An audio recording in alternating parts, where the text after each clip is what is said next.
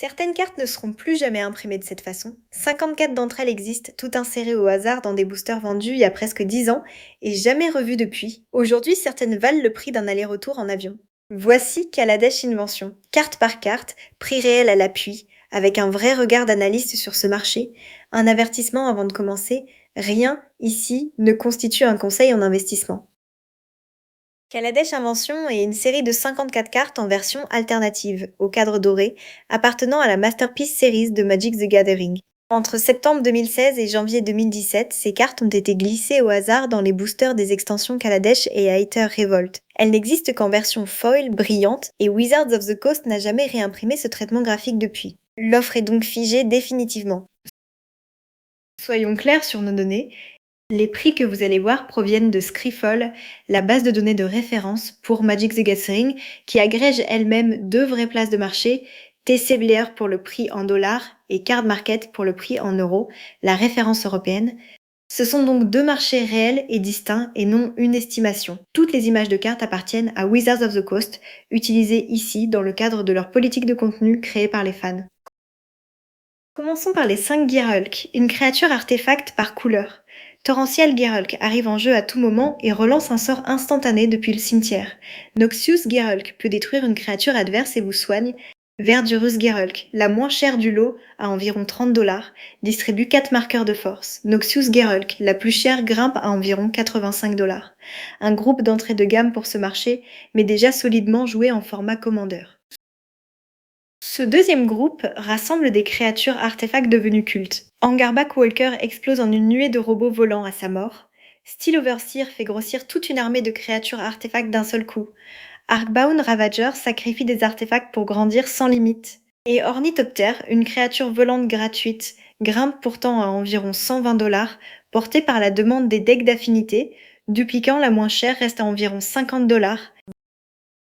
Voici les cartes qui verrouillent une partie. Ensnaring Bridge empêche les grosses créatures adverses d'attaquer. Vedalken Shackles vole une créature ennemie chaque tour. Pitying Needle neutralise à elle seule une carte précise nommée à sa mise en jeu. Black Vis, la moins chère à environ 45$, punit un adversaire qui garde trop de cartes en main. Defense Grid, la plus chère du groupe, dépasse les 130$. Elle protège son lanceur de toute contre-mesure pendant son tour. Ce groupe mélange destruction et avantage de cartes. Oblivion Stone peut raser toute la table d'un coup, pour environ 55$.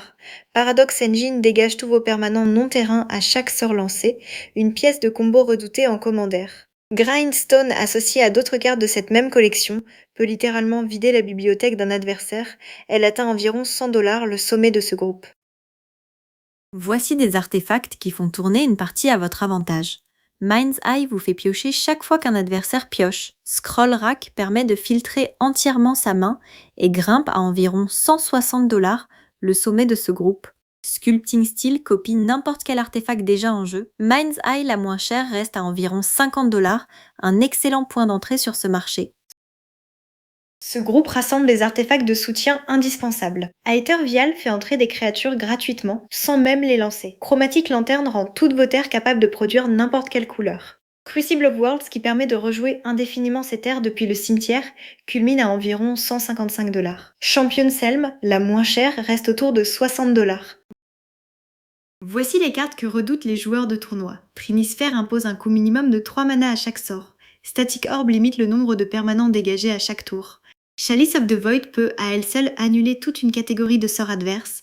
Elle atteint environ 150$, le sommet du groupe. Sphere of Resistance, la moins chère, reste autour de 80$. Ce groupe rassemble de véritables finisseurs de partie. Wormcoil Engine revient sous forme de 2 créatures même après sa mort. Platinum Angel empêche purement et simplement de perdre la partie tant qu'elle est en jeu. Penter Servant, une pièce de combo redoutable associée à Grindstone, grimpe à environ 205$, le sommet de ce groupe. Thundering Titan, la moins chère, reste autour de 85$. Un dernier trio avant les grosses pièces, Planar Bridge va chercher n'importe quel permanent directement depuis la bibliothèque. Staff of Domination cumule à elle seule plusieurs capacités, gagner la vie, dégager ou engager une créature et piocher des cartes. Mais c'est Lightning Reeves, une simple équipement à hâte et intangibilité, qui domine ce trio à environ 230$, un classique de presque tous les decks commandeurs de la planète. Voici l'un des cycles les plus recherchés de tout Magic, les 5 épées. Chacune donne plus 2 en force et en endurance, une double protection de couleur et un effet redoutable au combat. Sword of Fire and Ice inflige des dégâts et fait piocher. Sword of Light and Shadow, la moins chère à environ 105 $, soigne et recycle le cimetière. Et Sword of Feast and Famine, qui fait défausser l'adversaire et dégage toutes vos terres, domine le groupe à environ 340 $. Et voici le sommet absolu de cette collection, la mana rapide. Chrome Mox et Lotus Petal offrent une couleur de mana instantanément, sans aucun coût. Mana Volt produit 3 mana incolores dès le premier tour, au prix d'un risque calculé. Mox Opal ajoute n'importe quelle couleur dès que vous contrôlez 3 artefacts. Mana Crypt, la moins chère du groupe, reste pourtant à environ 485 $. Et Sol Ring, la carte la plus jouée de toute l'histoire de Magic, termine en tête de tout Kaladesh Invention à environ 1160 $. Regardons maintenant cela avec un œil d'analyste. 3 faits structurent ce marché. Premièrement, l'offre. Aucune de ces 54 cartes, dans ce traitement graphique précis, ne sera jamais réimprimée. Deuxièmement, la demande. La plupart de ces cartes sont des incontournables du format Commandet, dont la base de joueurs n'a cessé de croître depuis 10 ans. Troisièmement, l'usage. Plusieurs de ces artefacts restent légaux et puissants dans les formats Vintage et Legacy, deux formats où l'on joue avec de l'argent réel depuis des décennies. Si l'on devait dégager 3 profils intéressants sur ce marché, en voici un exemple raisonné. D'abord, Sol Ring, la demande ne faiblit jamais, portée par un jeu toujours plus populaire, pour une carte qui ne sera plus jamais réimprimée sous cette forme. Ensuite, un point d'entrée plus accessible comme Verdurus Girulk à 30 $, qui profite de la même rareté fixe à moindre coût. Enfin, Sword of Feast and Famine, un classique de tournoi qui reste, chaque année, l'une des cartes les plus recherchées de toute la collection. Alors, faut-il attendre ou est-ce le bon moment? Honnêtement, personne ne peut vous le garantir et nous ne le ferons pas ici. Le marché des cartes à collectionner reste spéculatif, illiquide et peut se retourner en cas de bannissement, de réimpression surprise ou simplement de désintérêt pour le jeu. Nous vous avons montré des faits vérifiés et un raisonnement d'analyste, pas une promesse de gain. Cette vidéo ne constitue en aucun cas un conseil en investissement financier. 54 cartes, un seul tirage, jamais reproduit depuis. Qu'on les regarde comme des outils de jeu ou comme des objets de collection, les Kaladesh Invention racontent une histoire simple. La rareté organisée et une communauté de joueurs qui ne cesse de grandir autour d'elle. À vous de décider ce que vaut, pour vous, un morceau de cette histoire.